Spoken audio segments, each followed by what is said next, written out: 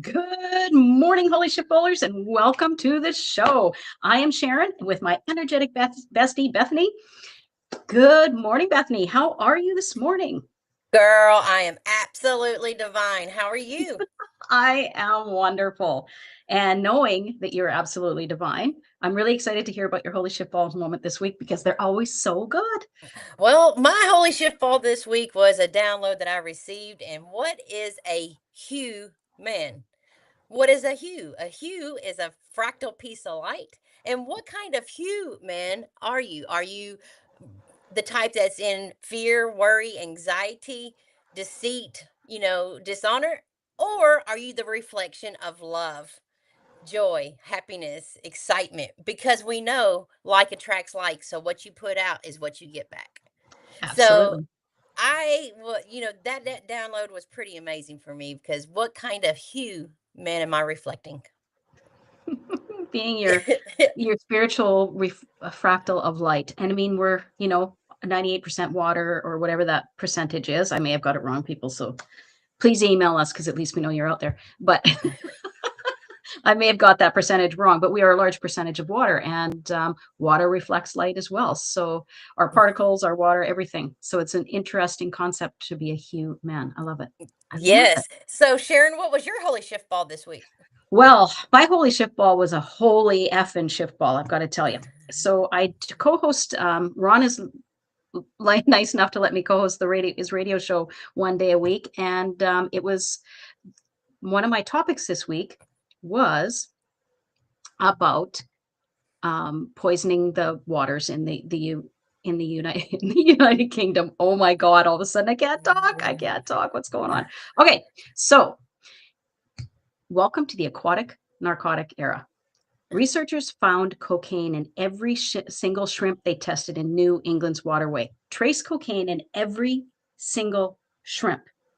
So they went, oh, and it gets better. In addition to cocaine, they found Xanax, ketamine, Valium, as well as banned pesticides and other harmful consumer products. And I mean, isn't it crazy? 2 British universities embarked on a study to find the presence of micropollutants in aquatic life. And then they found what they didn't expect. I mean, think of it. If they were in their lab, we just played bingo on New Year's Eve, so bingo's fresh in my head. But if they've got, a bingo card going in their lab about what they're going to find in the shrimp on cocaine was not a square on their card. It was definitely not. It's like, I got shrimp on cocaine, B1, woo! No, that wasn't happening in that lab. It just wasn't. It kind of puts a new perspective of cocktail. So absolutely having a cocktail. Just grab a shrimp and feel better. I mean, I was shocked. I was appalled. But what also really shocked us probably, Jake Hudson, 12. Hey, Jake, thank you for joining us this morning. The other thing that really shocked me about this, like beyond the obvious, was that, and they published this study too. Okay. So what they said was such regular occurrence with illicit drugs was surprising. However, we might expect to see that in urban areas such as London, but not in smaller towns and rural catchments. They would expect to see this in an urban area? Are we kidding right now? Wow. What the heck is going on in the world? Wow.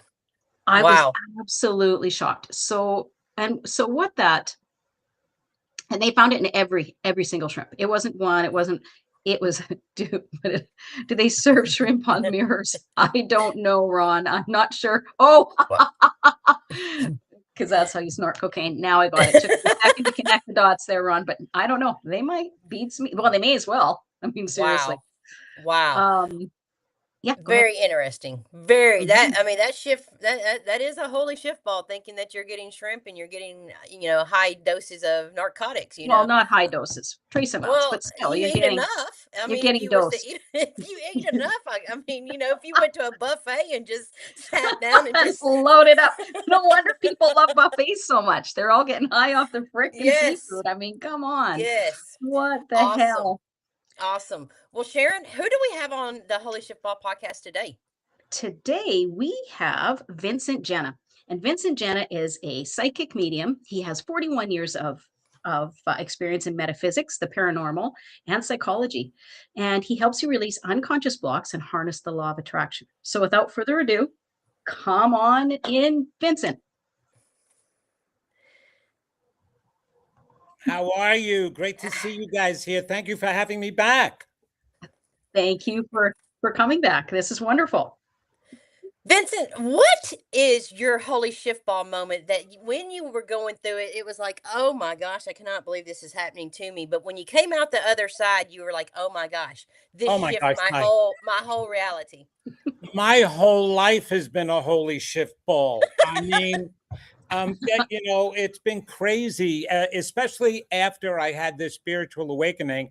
But truly, Bethany and Sharon, what winds up happening is once you have one holy shift ball and it completely transforms your life, you are set up for other ones, especially if you allow yourself to be open to them. And so it was one after another. First, I became psychic and I had psychic abilities after one holy shift ball. Then after that, then all of a sudden I started seeing dead people and I was a medium. Then I started talking with animals. And now I've been talking with extraterrestrials. That has been an incredible holy shift ball. They started communicating with me because you Yes. have to understand when you tap into that intuition, that whatever anybody wants to call it, your psychic ability, but it is intuition because everybody has that. It's the same exact thing. Once you tap into that and you start listening to that higher self, your soul's mind, source, spirit, whatever you want to call it, that gate keeps opening up.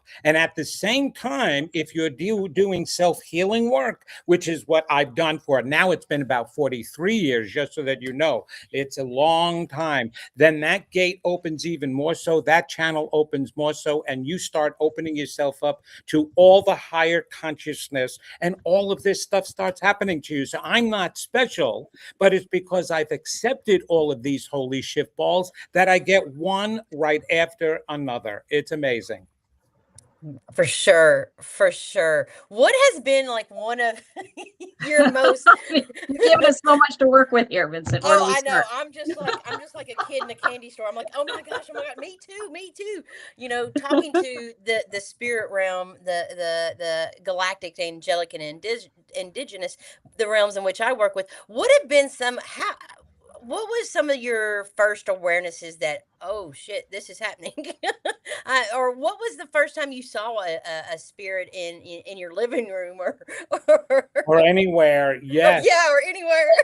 Right, right. Well, it's really funny, but as I was growing up, there was always this weird occasion that I might see something or something might make itself present to me, or there was a knowing that came in. But being young and I was very naive in all of this work. Believe me, the only thing I was infatuated with were the movies, The Exorcist and Poltergeist. Oh my God, Poltergeist was incredible.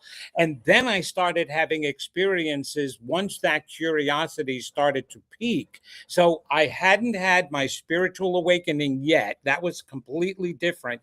But it was a curiosity. I wound up having what was called this out of body experience. Everybody knows this out of body experience. And I wound up going to a place that was haunted. And it scared the bejeebies out of me, And being a New Yorker, I wanted to use a different word. And you can. Oh, good. Yes. Okay. Okay. Let her fly. It scared the shit out of me. Okay, that was it. And I felt, I saw myself above the bed, and before I traveled, went outside, saw this spirit. They were chasing me right away. Right away, they came down after me. Okay, so I'm going to jump ahead now. That was the worst experience then. Then all of a sudden, I started being introduced, and I was being told I'm going to be this spiritual teacher. I'd gone to a couple of psychics who told me, oh, the soul of Jesus is around me and that I'm going to be this spiritual master. And I'm like, no, I'm not. I was a professional actor then. I'm going to be in the movies. I'm going to get an Oscar. I'm going to get an Academy Award. That's what I see. And that's all I cared about. Meanwhile, they're telling me I'm going to be doing all of these things. Well, that's when the other holy shiftball hit the fan. And then these things, I'm telling you, Steven Spielberg couldn't have created a better movie. It just started happening to me. Spirits were appearing. This download of information. I never channeled before, and I never had this download of information. Like I said, I was ignorant to all of that. Now I'm getting the full meaning of life. My wife didn't know what to do. Was I going crazy? But she had known me for such a long time. She knew this was new stuff coming along. And we would go to the bookstores and the library, and we'd go to the occult section because that's what it was called back then. And we'd like, shh, don't let anybody see this. Yeah, exactly. It was like right, and we were going to the dirty movie section in that video store. Exactly. I never even went to a porn movie before, but the store was like it. It could have been just the same thing. I would have been just as embarrassed. Maybe they wouldn't have picked on me so much if they saw me at a porn movie. But here I am, we're in the bookstore, and I kept picking up books, and she was too, and we would just randomly open the pages, you know, the Bhagavad Gita and Teaching to the Masters of the Far East, and we would just pick up those books, open them randomly, and there was a paragraph, word for word, of what I had said previously at home.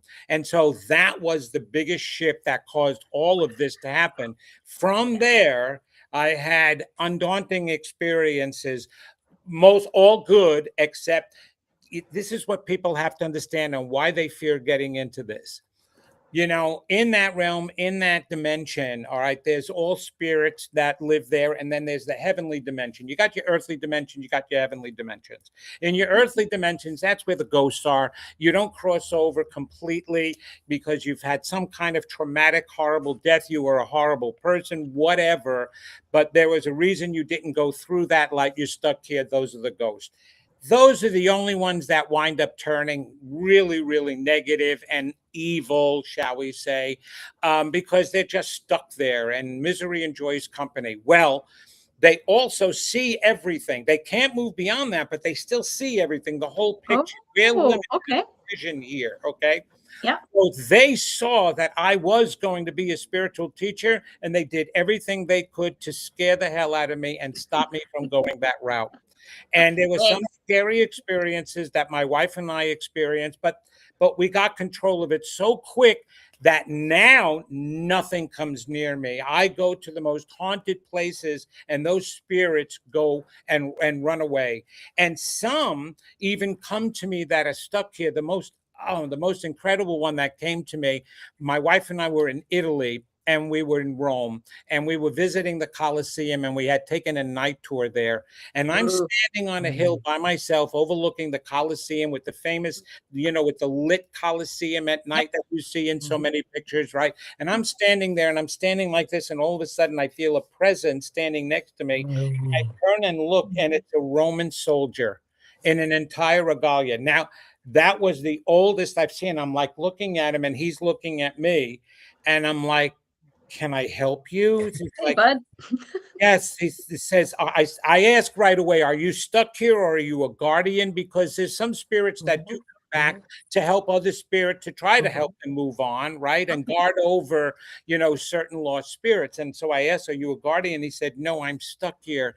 And I said, well, how can I help you? And he says, I don't know. And I'm like, well, you've got to go through the light. And meanwhile, my wife is calling me. She's down waiting in the van. And I'm like, okay, I'm coming. I said, I got to go now. I got to go. And he's like following me. And I'm like, I can't, you find the light, move on. Michael, come on down and help. Michael, we got somebody for you. He actually looked like a condom commercial because, Trojan condoms. That's exactly what he looked like, right? And so I asked him, I said, what is your name? And he says, Marcus Marius. And I'm like, oh, geez, that's a typical Roman name. Okay. Pull that out of my ass. I don't know. I didn't know what that was. Well, for goodness, I get back to the van and I'm like, go, go, go. And I'm like signaling to my wife because there was other people in the van. I'm going, oh. And so she knows what that means right away. As soon as I'm, she knows I'm scared. Now I don't get scared anymore, but I'm like shocked, right? Yeah. I go to my phone and I Google the name, and damn it, doesn't he pop up? He pops up. He told me that he was labeled a traitor. Well, there is a Marcus Marius who was an accountant for Caesar originally, and Caesar sent him to China because they had a Roman Empire that stretched out all the way to China. Well, he didn't like that. And after years, he formed a military and he became the general of the military. And he thought he would make his way back to Rome by fighting them and becoming a leader there again. Okay. But he was absolutely destroyed, him and his military. And he was humiliated by being cut up into pieces in the public square. And he was labeled a traitor, him and his family. And so there he was in print. And I'm like, that's when it really blows my mind, right? I'm like, holy cow. So that was a very incredible moment, knowing that while I'm going to see them all, in some way, somehow I am meant to help them. And like I said, I've helped the most haunted ones, the most supposed evil ones and negative ones. If you care, they're still our brothers and sisters, all of them. They're just souls that are trapped, right? And so those are the moments that really blow my mind. And I can go on and on about several of them doing this work. So what do you think is preventing him from, or other trapped souls, from finding the guardians that are helping them cross over? Where's that disconnect? That is an excellent question, Sharon, because that question actually pertains to the living as well. Okay. The same reason we get stuck here and we can't move forward in our lives and manifest what we want is what my work is all about. Even my book, The Secret That's Holding You Back, it's all about the lack of self-belief, self-worth, self-love, all of that sticks you and holds you back. Because if you have all those negative beliefs about yourself, you were just talking about the light. That is the light you are actually putting out into the universe. And my work actually pertains to the fact that most people don't believe what they think they believe, because there's a protective mechanism in your brain that intentionally suppresses and pushes out of the way all those internal beliefs. But that's what it stems from. Now you die and you don't have your body and you're stuck with that belief. Okay. You don't think that the light or the guardians are there to help you. I was a hospice social worker and I helped over 500 patients during their transition period. And being in North Carolina, the Bible Belt, okay, well, let me tell you about them. Those supposed Christians, like I said, don't believe what they think they believe. Well, you tell them that they have a prognosis that they're going to die in 6 months, and their true beliefs come to the surface because the defense mechanisms break down. 90% of my patients were petrified to die because they all thought they were going to hell. Wow. And so that's what they're taught. Heaven or hell. Damnation. If you do something wrong, you're going to burn in eternal Right, damnation. because that's what they were taught here, Mhm. right? And so Exactly. that's what they believe about themselves. No Yep. self-forgiveness, no self-love, and now they're at the end of their life, and they fear that that's why they're going to go to hell. So no, they don't. Well, most of them, I will say this for people out there, so I don't want everybody petrified that they're going to become ghosts. No. There is, Ronnie, he put a no yeah, vacancy at the gate. there is a reason why people who have experienced near-death experiences and come back have described that they saw their mother, their father, their lover, the angels. Whoever you believe in, what you're comfortable with is who will be there for you during your transition time, because it is uncomfortable not knowing what you're doing. You're leaving, you're acclimating to a new existence, no body, pure energy. And so seeing those people give you a comfort, and it gives you the comfort of knowing it's okay. And they're literally holding you by your energetic hand. And there's unbelievable love surrounding you that we have never felt on this earth. Oh, yeah. You 100%. cannot define that love. Some people have, which is really interesting. And so that's what embraces you and will allow you to move on and go forward. Okay, but those that have that inner fear because they've been so negative, they've been so attached to the earth, they've been so evil or caught up in evilness in their lives, or just a horrible traumatic death. It's why no children are evil, but they can be caught up in all of that negativity that happens around them, whether it be their parents or the circumstances. Wars wind up causing a lot of souls to get stuck, young, old, women and men, because of the devastation that occurs with wars. And the Civil War and the Revolutionary War are very strong in the United States. And then that negativity is built into the ground as well, and negative begets negative. And so that's what winds up sticking them. Why every religion has some kind of prayer for the deceased, prayer for the dead, prayer for the lost soul. Halloween was All Hallows Eve. That was a celebration and a religious holiday to pray for the souls. All Souls Day, when I was born, April 1st. Isn't that funny? I got to tell you something funny. I was born on April 1st, All Souls Day. I talk with souls. My last name, my family is not completely Sicilian. My mother is Sicilian on her side. My father's side comes from Tunis, Africa. And they never said that. The name Genna is Arabic and it means heaven.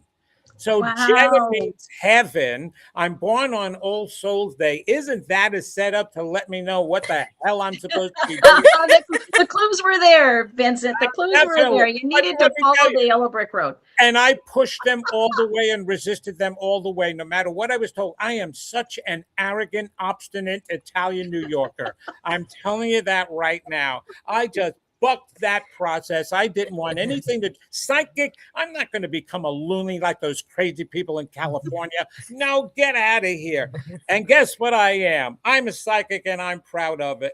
And so can everybody else be. So that's my story with that. I hope I answered your question. You did. And I've got one real quick question. Go ahead. How would you guide our audience to connect with the unseen, unknown, and unheard? Okay.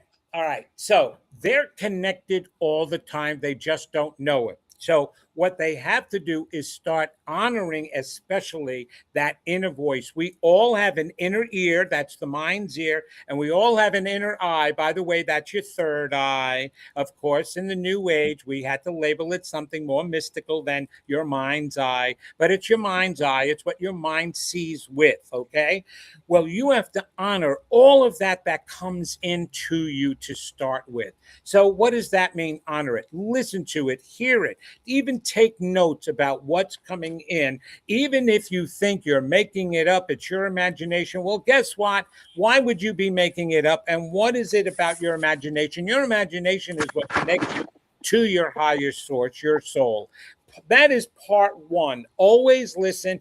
Don't be afraid to ask. Quiet the left brain thinking by doing some meditation. That's the purpose of meditation. If you don't like meditating, then just sit there and talk out loud and then go to listen. People don't listen. They think they're listeners, but they listen with their outside ears. They're not listening with their inside ears. You have to listen inside of you, because that little voice will tell you. And I'll give you a perfect example. There was a day that some people woke up in the morning getting ready for work. It was during the week. And one father turned around to his wife and said, "You know what? I'm going to drive the children to work today. I came home late last night. I didn't get a chance to spend some time with them. I'm going to drive them to school. I mean, school, not work. I'm going to drive them to school instead of them taking the bus." All right. So he's going to be late for work. So what? All right. Another one wakes up and says, "You know, I'm taking a me day today. I don't know what I feel. I haven't taken off all month. I'm going to stay home from work today." Another one was like, "Hey, honey, I don't want to be late for dinner, so I'm going to go into work late this morning, and I'll do the chores this morning. You needed me to pick up the cleaning. I'll do that this morning." And several people heard this inner voice that told them, or this inner inspiration that said, "Do this instead right now." And you know what morning that was? 9/11. 9/11. Oh, yeah. Exactly. Exactly. Now, unfortunately, those people who listened to their inner voice also felt survival guilt, but they listened, they heard. How many other people that morning, or any morning that there's a devastation or a disaster or a problem or a 6-car pileup on the highway, how many listen to go down this road instead of this road today? That's the way the voice and your higher self talks to you. And so many people are asking, should I take this job? Should I marry this person? All of that, those answers are there. You're connected directly to that higher source. And would you say it's a gentle, it's not a screaming, "Stop, don't go." It's more of a, "Hey, I can't believe you this way said today." that. God, your higher self, the angels, deceased loved ones, everything in that realm will never say Gale. anything negative to you. It is always gentle. Just like I said, nobody was told that day, "Don't go to work because there's going to be a plane crashing into the building." Nobody was told that. You can't respond positively off of a negative message. That's why your psychics, your intuitives, anybody you even go to and ask a question, even your friends and your neighbors and those you think have the greatest advice to give, if it's not positive, then it's not good. It all has to be positive. And that's even in warnings like the person you're with. "Well, hon, I don't know. Do you really feel what do you feel about being with that person?" "Well, I don't necessarily feel it's going to be the greatest relationship.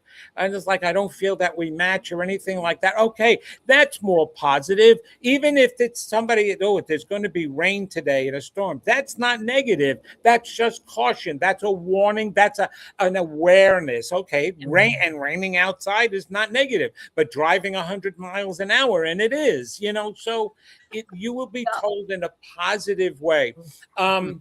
I've always told people come to me for readings, right, all the time. And a lot of people are fearful that I'm going to tell them something negative. And I tell them, I will never tell you anything that you cannot control.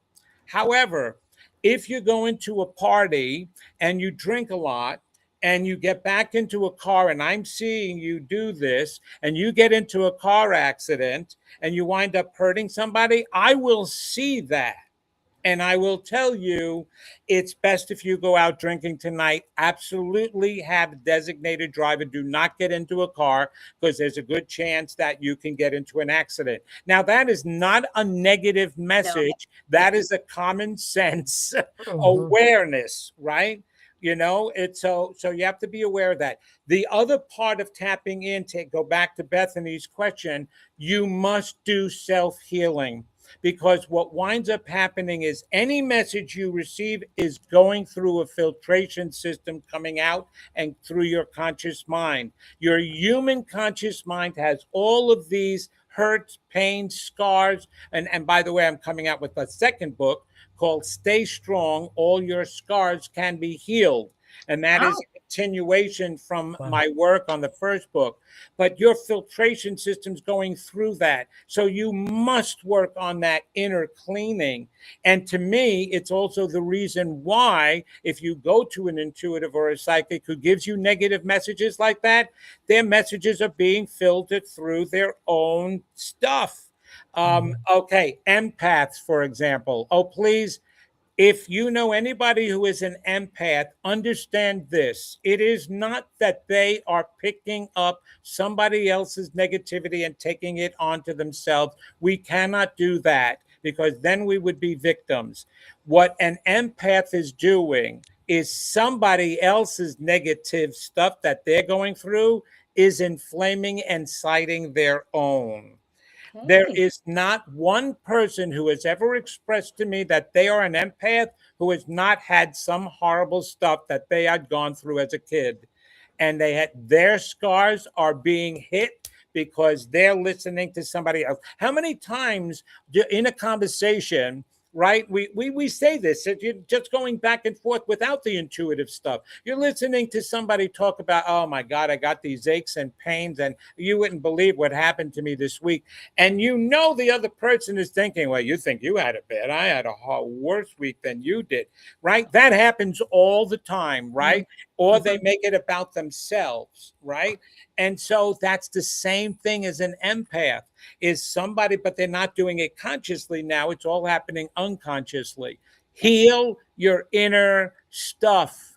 Do the work. You've got shift balls, crappy shift balls backed up inside of you. We are constipated with scars, and that's most people, and this is the earth. What you are seeing happening on the earth today is because of all those scars that people have left unhealed, and now they're coming out onto each other. Heal them, and you'll hear and listen and honor that inner voice, and you will make the greatest connection you can ever have. Yes. Wow. Okay. Sorry. All right, Vincent. We are going to play a really quick game of shit or shift. Shit or shift. And Yeah. what it is that we're going to toss out some scenarios to you. You tell us if it's a shift, if it's aligned and expansive, and of course, total shit if it is something that needs to let go. It's false. It's constrictive. All right, go. You want to go first, Sharon? Yeah. Okay. So I only have two today because you've answered most of my shit or shift questions. too. So it'll be a quick one. Vincent, is destiny fixed, or are we literally changing timelines every time we make a new choice? Shit or Yes, shift? both. Okay, elaborate on All that. right. And the reason for that is we all have a plan before we come down. That is the destiny we create for ourselves, or shall I say, a blueprint. No builder tries to build a home or anything without setting out a blueprint first. Your astrology is also a window to what that blueprint was. So that's why it goes hand in hand. However, once you come here, you intentionally forget that, because part of your journey is either following that so that you can experience what you planned on experience, but free will allows you to change any blueprint at any time. And we have to change a lot of our blueprints because a lot of people have set up suffering within their blueprint because they think they need to make up for something they did in a past life, and it's unnecessary. So yes, we have both a destiny, and we also make shifts at the same time in the same life. Okay. All right, I've got my one because, like you, Sharon, he answered so many of mine. This has been an absolutely fabulous conversation. All right, Vincent, is fear a real energetic warning system, or is it outdated programming running on autopilot? Oh my gosh. You keep asking me questions where both are accurate. It's both. It's both ingrained in us, okay, which is what my work has been about, is to change that those fears. Fears are created for us when we first come down here as children, right? The negative messages we receive from our environment. including our circumstances, the adults in our lives, all of that, our siblings or anything like that. We receive those messages. We start creating these negative self-images, which is what creates fear. The lack of love creates fear. All right. So that is now ingrained in us. Well, we can't let go of them. This is what my book is all about. You need to change them. If you think of writing on a whiteboard all your negative fears and self-beliefs, okay, write them down. Well, now the New Age and the New Thought, especially movement, says that if you change your thoughts and you look at positive things, you can throw away and forget about all your fears. Well, that's like taking pretty pictures and pasting them on top of the whiteboard. That's what everybody is doing with all the decks of cards that they're getting, pasting them on top. And I will say, have you changed one fear? No, you've covered it up. And that's the reason why you're still not manifesting what you want to manifest, because you're connected in the unconscious part, the whiteboard part, not the pretty picture part. That's the spiritual bypassing. So yes, fears can be let go, but you have to be the one to change them. But they're so ingrained, it makes it that much harder for you to change it, but you can. Okay. Awesome. All right. I have one last question for you. Aliens, are they here? Do they communicate with us? Shit or shift? All right. Let me tell you something about aliens. And Albert Einstein knew this, and so did anybody who was connected. Okay. Yep. In order for any being to escape their universe and come and visit any other universe, they must have command of spiritual principles. Therefore, yes, there are extraterrestrials. I speak with them all the time. All the time. They are our brothers and sisters who just went to a different universe to incarnate and learn about themselves the same way we did. However, we are the least advanced out of all of them.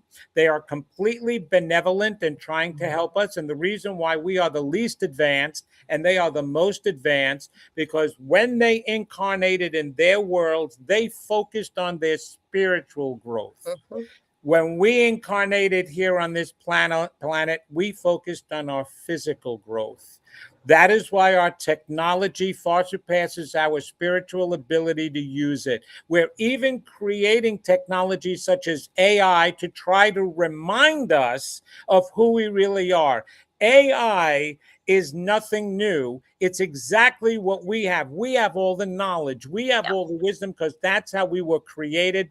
But we have forgotten that we've been created that way. So we keep creating things outside of us that we're impressed with, rather than knowing the only reason why you can create it is because you created it a long time ago before you even got here, because you're a magnificent, unlimited being.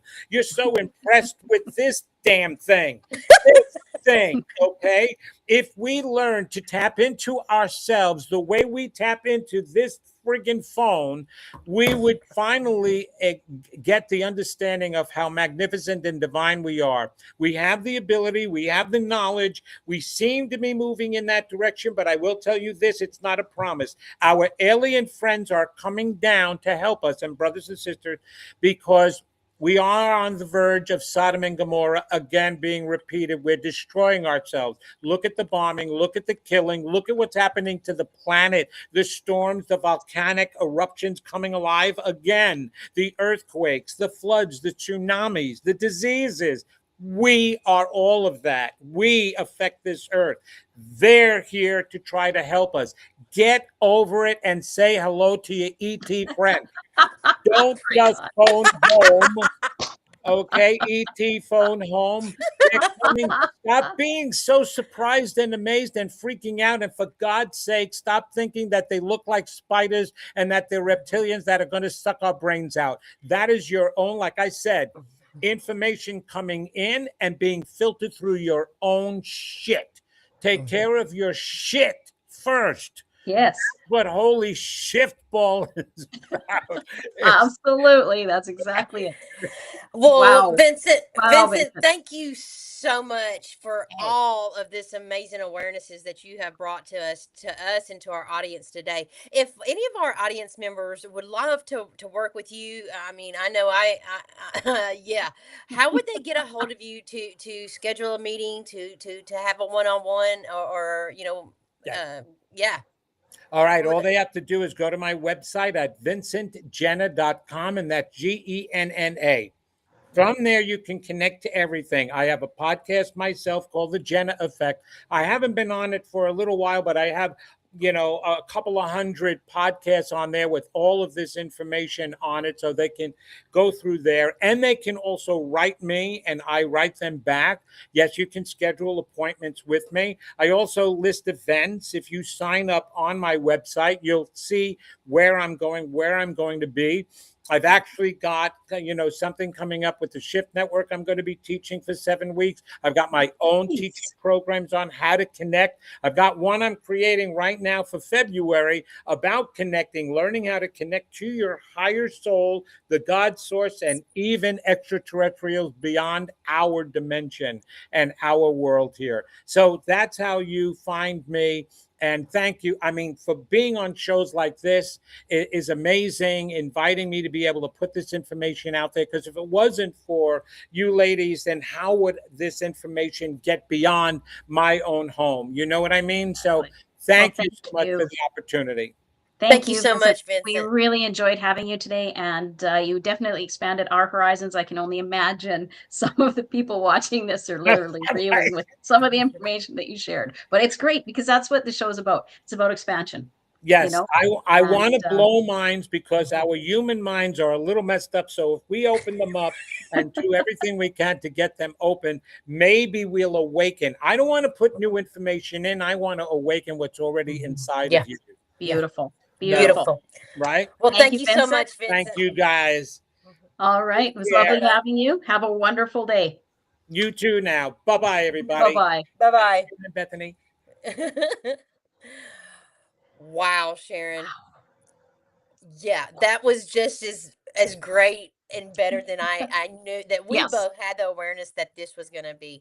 And wow, it's so nice to be able to talk to someone so informative that also connects with the spirit and with the galactics and the angelics, and to hear how he's done it, and it's just just absolutely makes my heart just like shine, and you know what I mean, it's just like yes, Wow. to Yes. bring that shift to everybody, and yeah. And in such a fun, like Vincent really was the epitome of what we want for a guest because he was informative, he was fun, he was funny, and he delivered his information in a very palatable way, and he made it engaging. And yeah, we couldn't have asked for a better guest. I mean, Yes. he's amazing, absolutely amazing.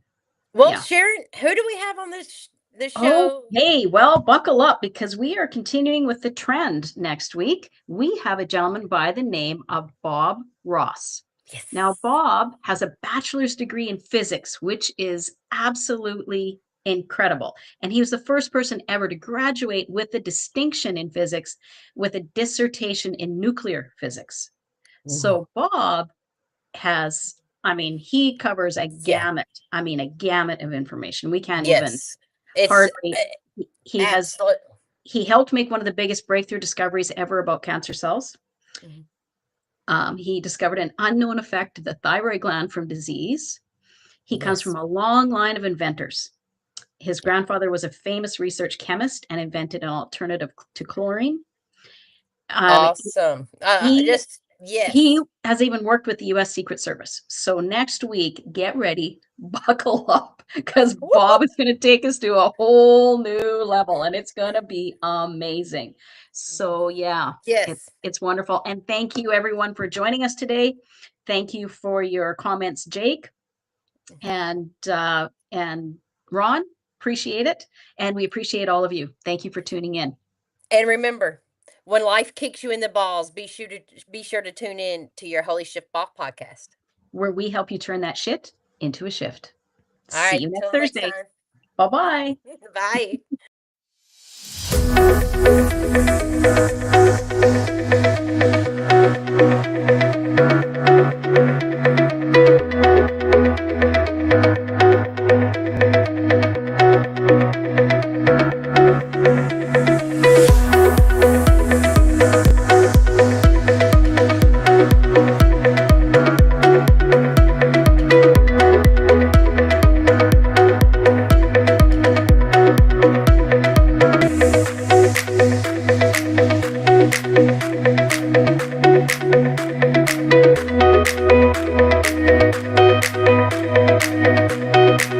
Bye.